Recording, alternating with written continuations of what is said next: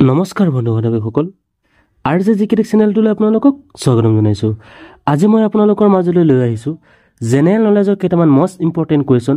এই কুৱেশ্যন কেইটা যিসকল বন্ধু-বান্ধৱীয়ে আসাম পুলিচ SI আৰু কনষ্টেবলৰ এক্সাম দিব গৈ আছে আৰু যিসকল বন্ধু-বান্ধৱীয়ে গ্ৰেড 3 আৰু গ্ৰেড 4 এক্সাম দিব গৈ আছে তেওঁলোকৰ বাবে যথেষ্ট গুৰুত্বপূৰ্ণ হ'ব। সেইবাবে সকলোৱে শেষলৈকে চাই থাকিব।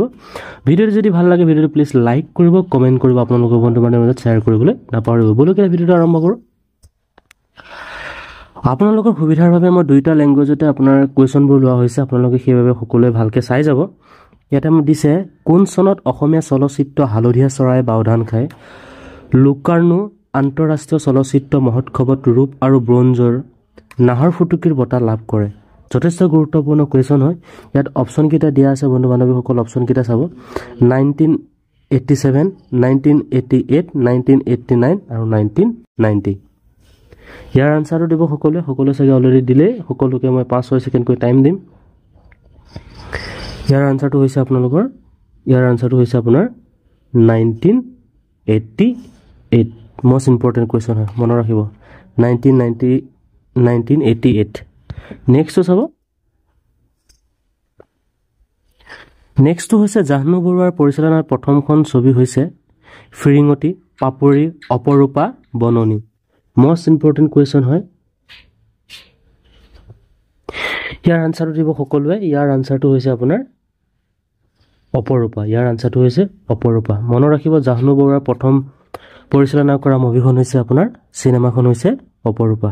মনত ৰাখিব অপৰূপা। নেক্সটটো চাব। নেক্সট কুৱেশ্যনটো হৈছে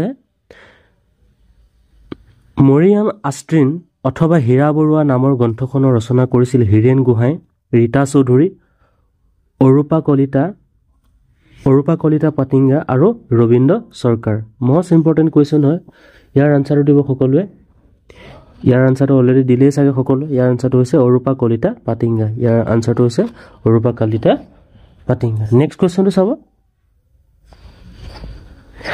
নেক্সট কুৱেশ্যনটো হৈছে কোনখন অসমীয়া ছবিয়ে 2014 চনত ৰাষ্ট্ৰীয় চলচ্চিত্ৰ বঁটা লাভ কৰিছিল। প্ৰথম অপশ্যনটো হৈছে বসুন্ধৰা, দ্বিতীয়টো হৈছে অথেলো আৰু তৃতীয়টো হৈছে বন্ধন আৰু চতুৰ্থটো হৈছে অজয়ৰ। most important question হয়।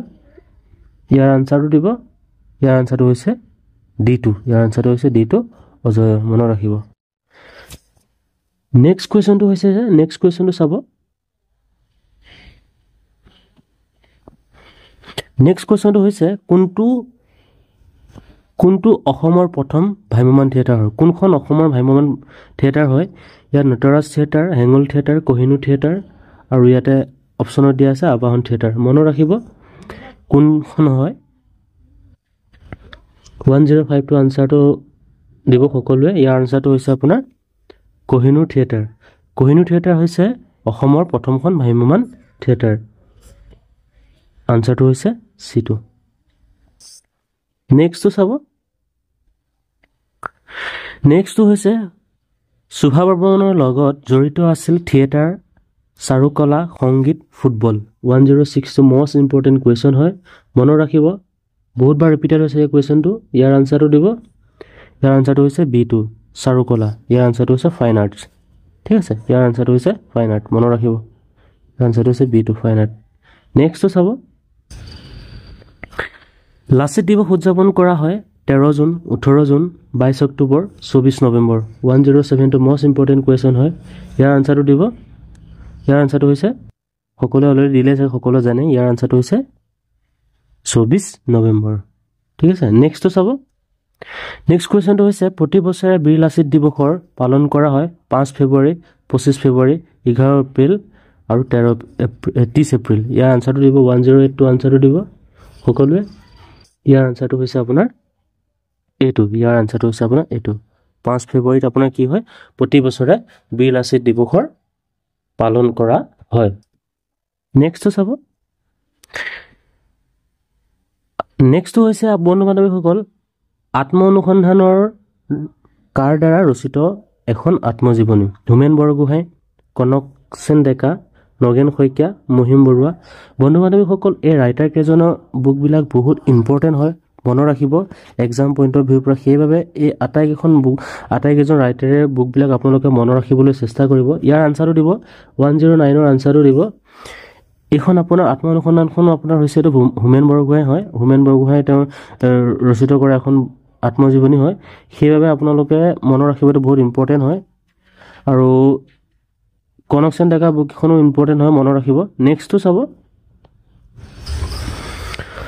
নেক্সটটো হৈছে অসম প্ৰাদেশিক কংগ্ৰেছ কমিটিৰ প্ৰথম সভাপতি কোন আছিলে? কুলধৰ চলিহা, বিমলা প্ৰসাদ চলিহা, কনক সেন ডেকা, কৃষ্ণনাথ শৰ্মা। ইয়াৰ আনচাৰটো দিব 110ৰ আনচাৰটো দিব।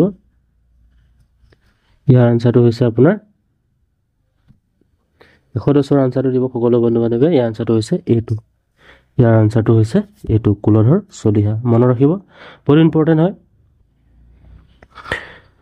অসম দিৱস উদযাপন কৰা হয় 5 মাৰ্চ, 12 আগষ্ট, 23 অক্টোবৰ, 2 ডিচেম্বৰ। ইয়াৰ আনচাৰটো দিব। ইয়াৰ আনচাৰটো সকলোৱে দিলে চাগে। ইয়াৰ আনচাৰটো হ'ব 2 ডিচেম্বৰ। মনত ৰাখিব, বহুত ইম্পৰ্টেণ্ট হয়। নেক্সটটো চাব। নেক্সটটো হৈছে তলৰ কোনখন জিলাৰ অংশৰ পৰা বাক্সা জিলা সৃষ্টি কৰা হৈছিল? বৰপেটা, নলবাৰী আৰু কামৰূপ, গোৱালপাৰা আৰু কোকৰাঝাৰ। নেক্সটটো হৈছে বঙাইগাঁও আৰু কোকৰাঝাৰ। আৰু নেক্সট হৈছে বঙাইগাঁও আৰু কোকৰাঝাৰ। আৰু নেক্সটটো চাব। নেক্সটটো হৈছে আপোনাৰ দৰং আৰু Barpeta, Nalbari. Most important question হয়, আনচাৰটো দিব সকলোৱে। ইয়াৰ আনচাৰটো হৈছে এইটো। ইয়াৰ আনচাৰটো হৈছে এইটো, বৰপেটা, নলবাৰী আৰু কামৰূপ। ইয়াৰ আনচাৰটো হৈছে এইটো। নেক্সটটো চাব।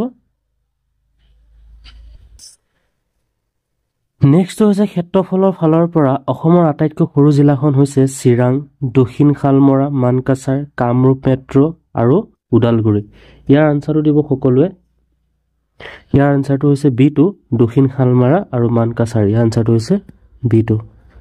ঠিক আছে, মনত ৰাখিব, মষ্ট ইম্পৰ্টেণ্ট কুৱেশ্যন হয়। নেক্সট কুৱেশ্যনটো চাব। 2015 চনত বিশ্বৰত্ন ডক্টৰ ভূপেন হাজৰিকাৰ আন্তৰ্জাতিক সংহতি বঁটা কোনে লাভ কৰে? ইয়াৰ আনচাৰটো হৈছে শ্যাম বেনেগাল আৰু আমজাদ আলী, আমোল পালেকাৰ, আদুৰ গোপাল কৃষ্ণ। ইয়াৰ আনচাৰটো দিব। 114 নম্বৰটো মষ্ট ইম্পৰ্টেণ্ট কুৱেশ্যন হয়, আনচাৰটো দিব সকলোৱে। ইয়াৰ আনচাৰটো হৈছে D2। ইয়াৰ আনচাৰটো হৈছে D2, আদুৰ গোপাল কৃষ্ণন। ঠিক আছে, মষ্ট ইম্পৰ্টেণ্ট হয়। আজিৰ লাষ্ট কুৱেশ্যনটো হৈছে ৰামায়ণৰ প্ৰথম অসমীয়া অনুবাদক আছিলে ৰাম সৰস্বতী, মাধৱ কন্দলী, অনন্ত কন্দলী আৰু শংকৰদেৱ। 115 নম্বৰটো মষ্ট ইম্পৰ্টেণ্ট কুৱেশ্যন হয়। আগৰ ভিডিঅ'বিলাক আপোনালোকে চাই ল'ব যদি পাৰে। আগৰ ভিডিঅ'বিলাকত মষ্ট ইম্পৰ্টেণ্ট কুৱেশ্যন দিয়া আছে। ইয়াৰ আনচাৰটো হৈছে মাধৱ কন্দলীয়ে ৰামায়ণখন প্ৰথম অসমীয়া অনুবাদ কৰিছিলে। বন্ধু বান্ধৱীসকল, ভিডিঅ'টো যদি ভাল লাগিলে প্লিজ ভিডিঅ'টো লাইক কৰিবলৈ নাপাহৰিব আৰু কমেণ্ট কৰিবলৈ নাপাহৰিব। আপোনালোকৰ বন্ধু বান্ধৱীৰ মাজত শ্বেয়াৰ কৰিবলৈ নাপাহৰিব। এইটো মক টেষ্ট হিচাপে ভাবি ল'ব। পুনৰ লগ পোৱাৰ আশাৰে ধন্যবাদ। জয় অসম, জয় হিন্দ। আৰু কিমানটা কুৱেশ্যন পাৰিলে কমেণ্টত জনাবলৈ নাপাহৰিব।